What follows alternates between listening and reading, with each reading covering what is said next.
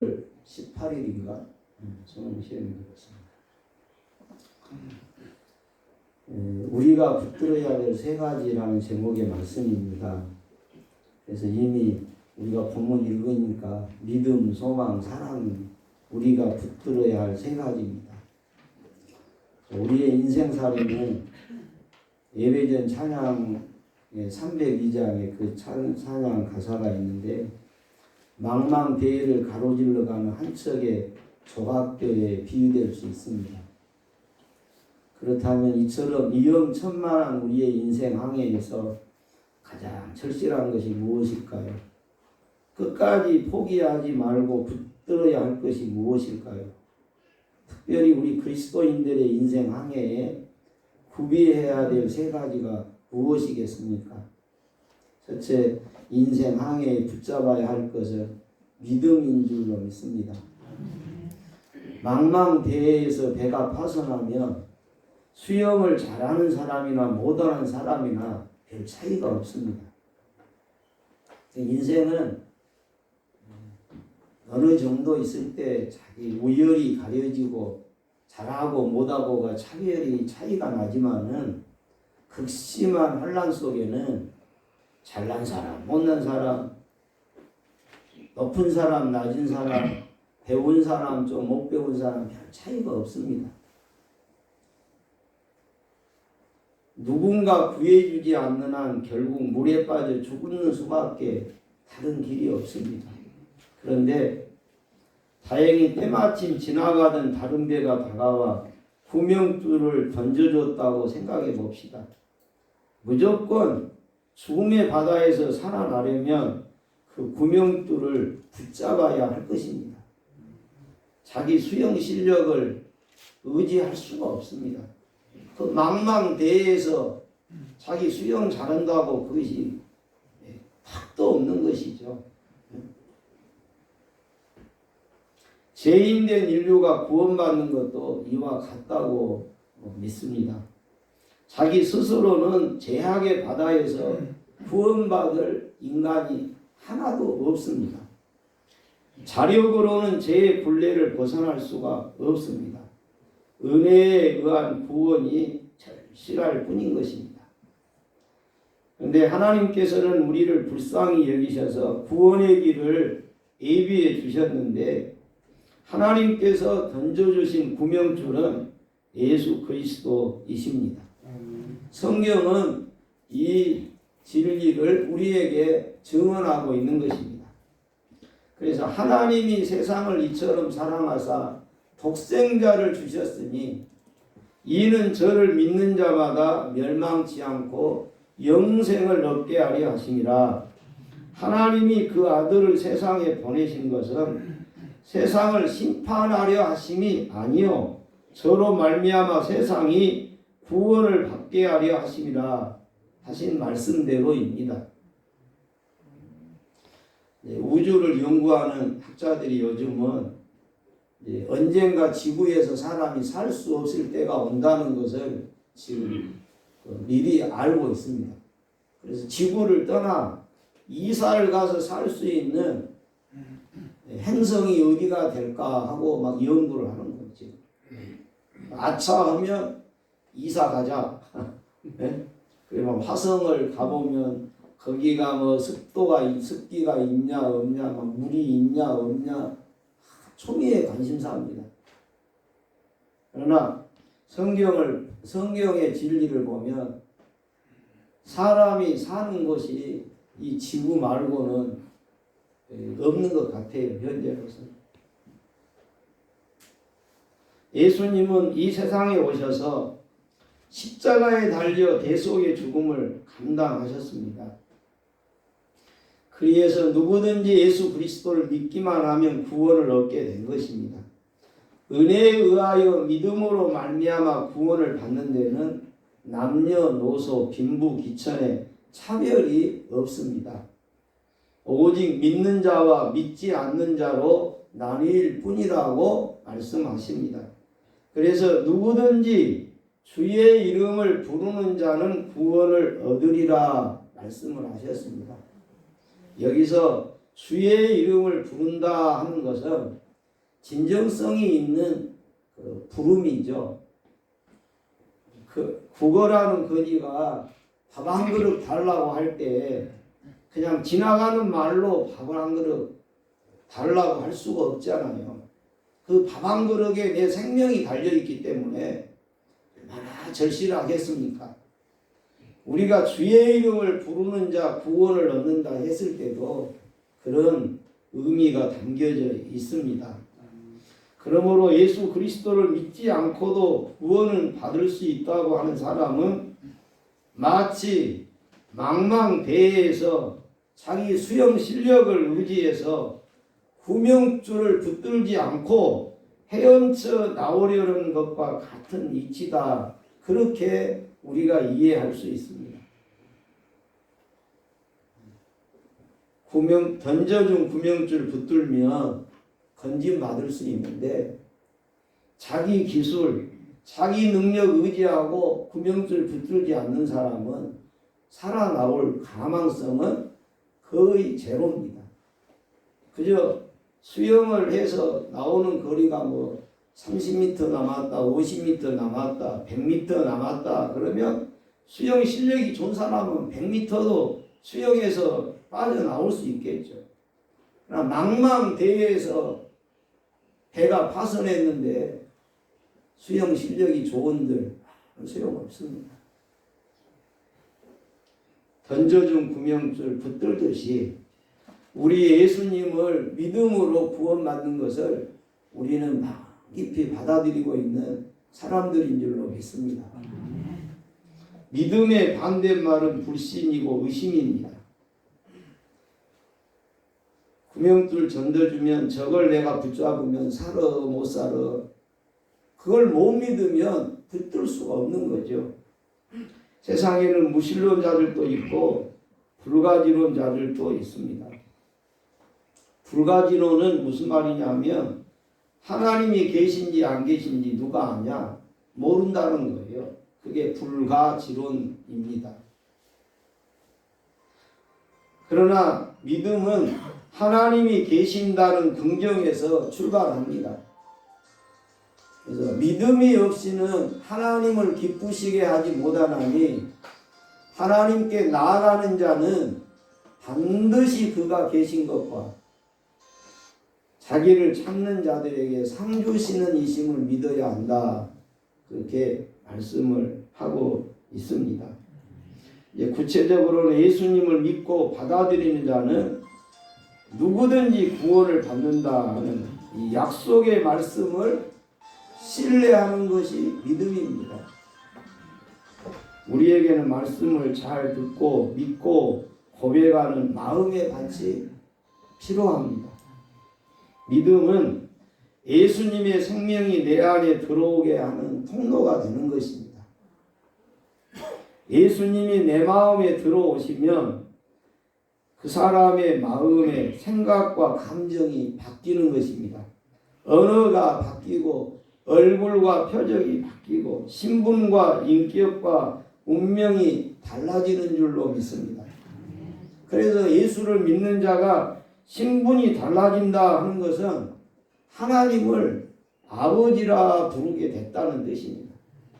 하나님을 아버지라 부를 수 있는 것은 엄밀한 의미의 신분의 놀라운 전환입니다. 성경은 영적으로 볼 때 인류의 아비는 마귀라 그렇게 되어 있어요. 세상 임금은 마귀라 이렇게 되어 있어요. 영적으로는 마귀가 우리의 아비입니다.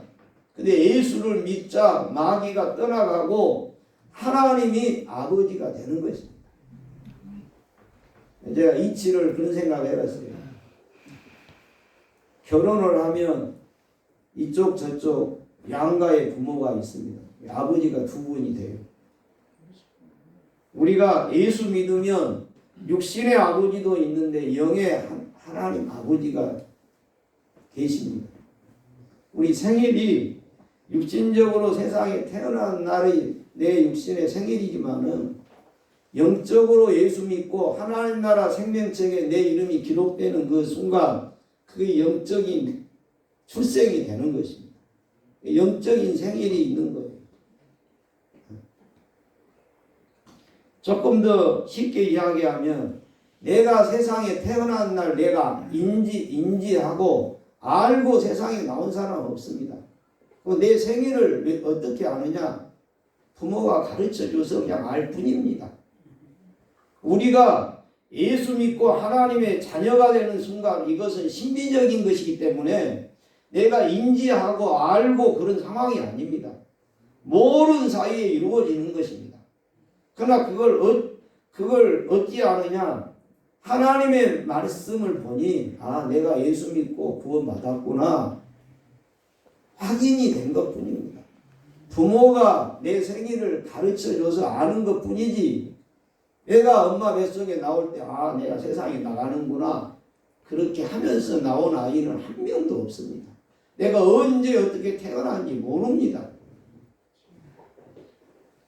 예수 믿고 구원받는 이치는 이런 신비로운 상황, 신비로운 사건인 것을 우리는 아셔야 됩니다.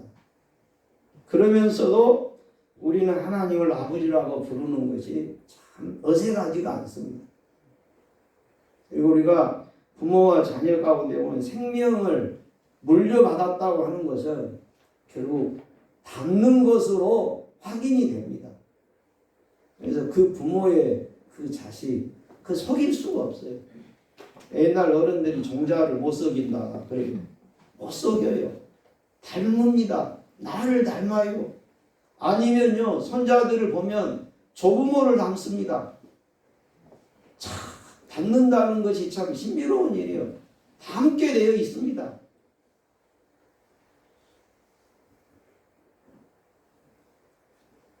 우리가 예수 믿고 하나님을 아버지로 모시게 되고 이런 과정에서 우리의 인격이 하나님을 닮아가는 거예요.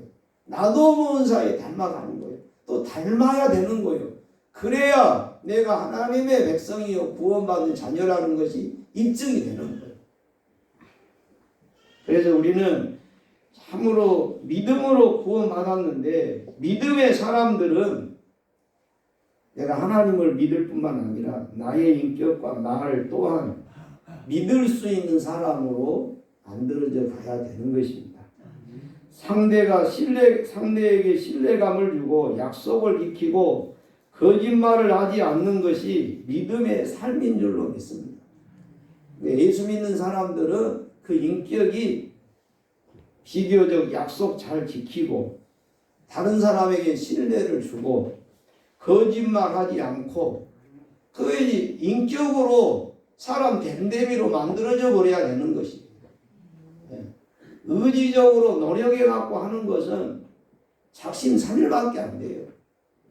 그러나 내 본심이 내 인격이 바뀌어버리면 거짓말을 했다가 아이고 나봐라 나 이거 그냥 마음이 불편하고 괴로워요. 그래서 회개하게 돼요. 돌이키게 돼요. 그래서 우리는 인생 항해에 붙잡아야 할 첫 번째는 믿음이다. 믿음이다. 믿음을 붙들어야 된다는 것은 다른 말로 예수님을 붙잡는 인생이 돼야 된다. 있습니까? 예수님 붙잡는 사람은 자연히 예수님의 영향을 받아서 예수 닮는 인격이 만들어진다. 참으로 그래서 예수를 믿으면 생각이 바뀌는 거예요. 감정이 바뀌고 얼굴 표정이 바뀌고 신분과 인격과 운명이 달라진다. 화가 변하여 복이 되고 지옥이 변하여 천국 된다. 저주가 변하여 축복이 된다. 우리가 그걸 믿고 사셔야 합니다. 그래서 우리가 주님 안에서 우리가 붙들어야 할 이 믿음은 믿음에서 제가 5가지만 언급을 해보겠습니다. 첫째, 제사함의 확신입니다. 기도 응답의 확신입니다. 내 인생 여정을 하나님이 인도하신다는 확신입니다. 그리고 우리는 최후 승리를 얻는다는 확신입니다. 그래서 결국 내세 천국에 대한 확신을 우리가 갖게 된 줄로 믿습니다. 둘째로 인생 항해에서 붙잡아야 할 것은 소망입니다. 배가 항구에 정박할 때 닻을 내립니다. 그러면 닻이 바닷속 깊은 바닥에 박혀서 붙들어주기 때문에 배가 바람이나 조류에 떠밀려가지 않게 됩니다. 이와 같이 소망은 우리 영혼의 닷과 같다고 말씀을 하십니다. 우리가 소망을 가질 때 제약의 물살이 거세게 밀려와도 요동치 않고 파손당하지 않습니다. 시험과 환난과 광풍이 불어닥쳐도 떠밀려가지 않게 되는 것입니다. 히브리서 6장 19절에 보면 우리가 이 소망이 있는 것은 영혼의 닷 같아서 튼튼하고 견고하여 휘장 안에 들어가나니 라고 합니다. 시편 46편에 보면 하나님은 우리의 피난처시요 힘이시니 환난 중에 만날 큰 도움이시라. 땅이 변하든지 산이 흔들려 바다 가운데 빠지든지 바닷물이 솟아나고 뛰놀든지 그것이 넘침으로 산이 흔들릴지라도 우리는 두려워하지 아니하리로다 말씀하십니다. 우리가 뭘 기대하며 살 것인가? 나의 미래는 어떻게 될 것인가? 내 마음 깊은 자리에 요지부동한 소망의 닻을 내려야 할 것입니다. 소망은 오늘의 역경에 넘어지지 않고 내일의 꿈을 키워나가게 하는 원동력입니다. 한국의 스티븐 호킹이라는 말을 듣는 서울대 이상묵 교수가 있는데 이분의 자서전 제목이 0.1g의 희망이라 그 자서전 제목입니다.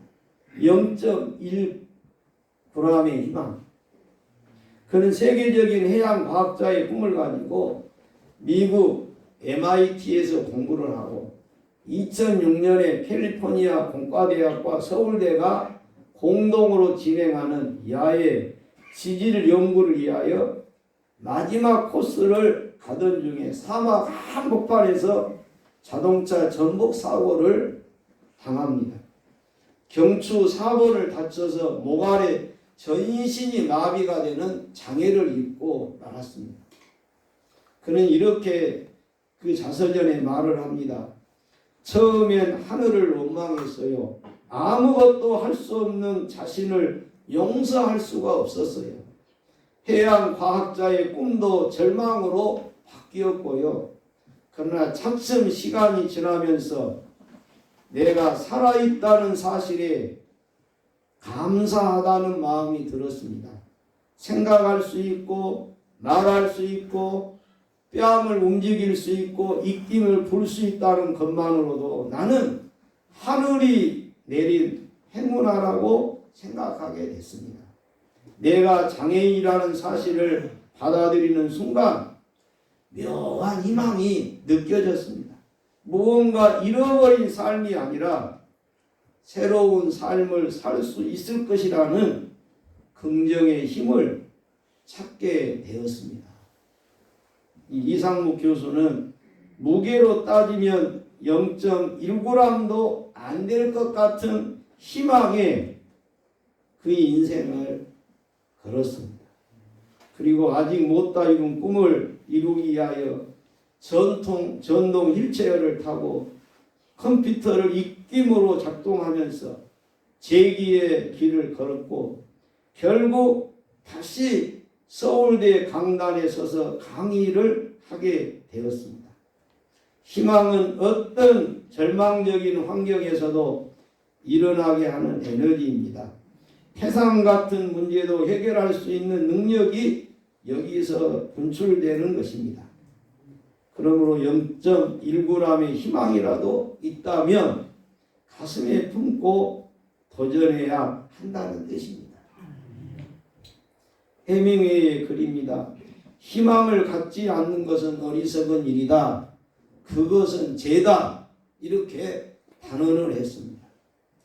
우리 그리스도인이 희망을 갖지 않는 것은 죄입니다. 그것은 하나님을 인정하지 않는 큰 죄가 되는 것입니다. 우리는 희망의 판단을 내가 결정하는 것으로 착각하며 삽니다. 그러나 그건 아닙니다. 나라는 존재는 한 치 앞도 볼 수 없는 존재입니다. 희망의 판단자는 하나님 한 분이십니다. 그래서 하나님을 믿는 사람은 소망을 잃지 않게 되는 것입니다. 우리는 그저 자식들이 잘 되고 좀 부자로 살고 건강하게 사는 것, 이런 소망이 우리에게 있습니다. 다 좋습니다. 그러나 물질적이고 세상적인 소망은 모두 죽음 앞에 아무 소용이 없습니다. 죽으면 그 소망은 소망일 수가 없습니다. 아무런 위로도 힘도 되어줄 수가 없습니다. 그래서 우리는 죽음으로 묻혀버리는 것이라면 온전한 소망이라고 우리는 할 수 없습니다. 참된 소망은, 진정한 소망은 죽음을 넘어선 이후에도 소망이 있을 때 그 소망이 참 소망인 것입니다. 하나님은 우리에게 죽음을 이기는 소망을 주십니다. 부활과 영생과 천국의 소망을 우리에게 주신 것입니다. 베드로전서 1장 3절 4절 보면 찬송하리로다 우리 주 예수 그리스도의 아버지 하나님이 그 많으신 긍휼대로 예수 그리스도의 죽은 자 가운데서 부활하심으로 말미암아 우리를 거듭나게 하사 산 소망이 있게 하시며 썩지 않고 더럽지 않고 쇠하지 아니하는 기업을 있게 하시나니 곧 너희를 위하여 하늘에 간직하신 것이라. 여기서 그리스도인이 갖게 된 소망을 산 소망이라 그랬습니다. 썩어지지 않고 더러워지며 쇠하여지지 않는 소망, 산 소망, 하늘의 소망, 천국의 소망, 영원히 쇠하지 않는 소망, 이것이 바로 산 소망이요. 우리 그리스도인들이야말로 이 산 소망을 소유한 자들이 되었다 말씀하십니다. 우리는 육신적인 소망도 필요합니다. 그러나 죽음도 앗아갈 수 없는 하늘의 소망을 우리는 붙들어야 하는 것입니다. 그래서 절망이 가득한 이 땅에서 우리를 만나는 사람들이 참 소망을 발견하고 찾을 수 있도록 우리가 도와야 할 것입니다. 마지막 인생 항해에서 붙잡아야 할 것은 사랑입니다. 제가 사랑에 대해서는 다음 주에 연속해서 말씀을 더 드리겠습니다. 사랑은 하나님의 속성입니다. 하나님의 나라의 통치 원리입니다. 그래서 예수님께서는 그리스도인의 특징을 서로 사랑하는 것이다 그렇게 단정을 하셨습니다. 너희가 서로 사랑하라. 이로써 너희가 나의 제자인 것을 세상 사람들이 알게 될 것이다. 사랑을 우리 행동의 동기요 방법이라고 말씀해 주셨습니다. 그런데 종말의 특징 중 하나는 불법이 창고를 하면서 사랑이 식어진다 그랬습니다. 마태복음 24장이 종말장인데 12절에 보면 불법이 성함으로 많은 사람의 사랑이 식어지리라. 여기서 식어진다는 이 동사는 멸종한다는 뜻입니다. 사랑이 멸종된 세상이 된다는 겁니다.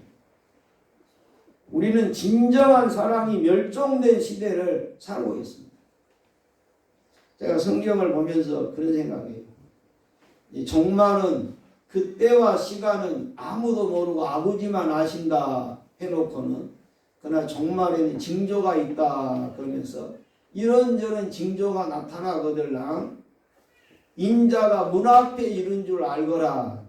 이런 일이 일어나거든. 너희는 머리를 들고 일어나 네 구원을 바라봐라. 그런 말씀이 나와요.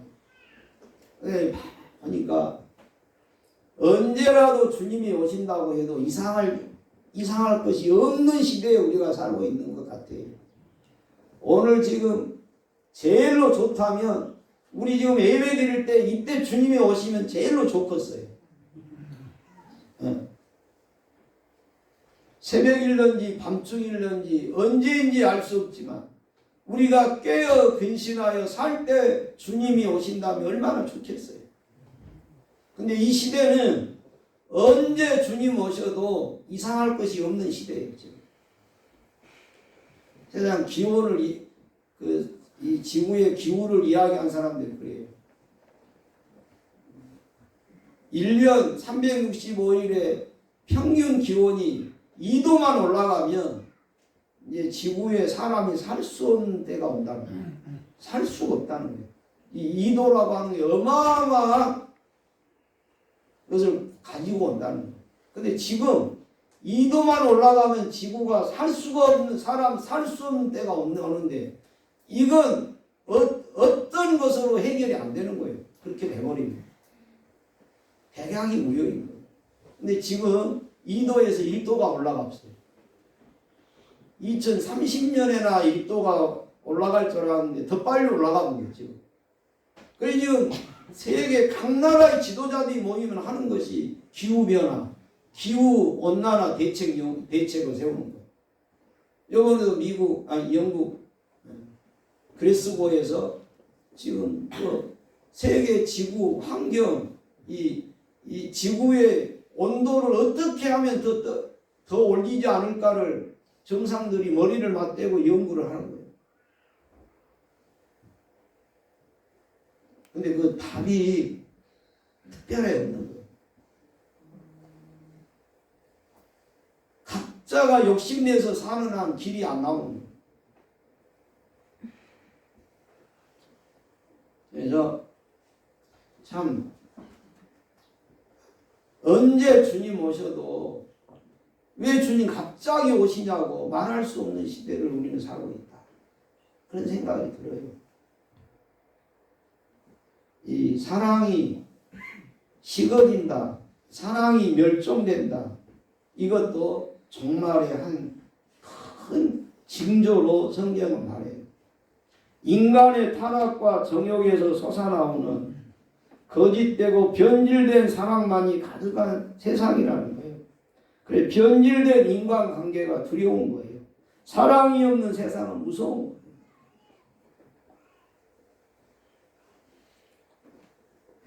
많은 이렇게 자녀들을 내 자식은 아니지만 이제 손자들 때를 보면은 학교 다니는 것도 쉽지가 않아요 지금.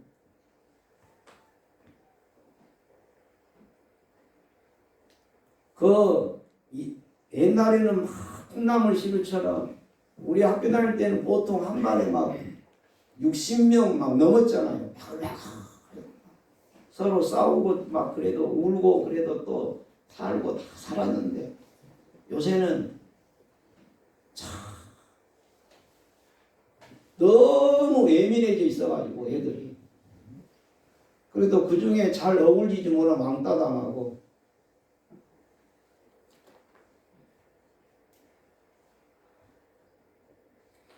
사랑은 나의 것을 바쳐서 상대의 필요를 채워줄 수 있는 그 마음, 그게 사랑이라는데 그 이와 같은 사랑의 근원은 어디에서 발견할 수 있을까?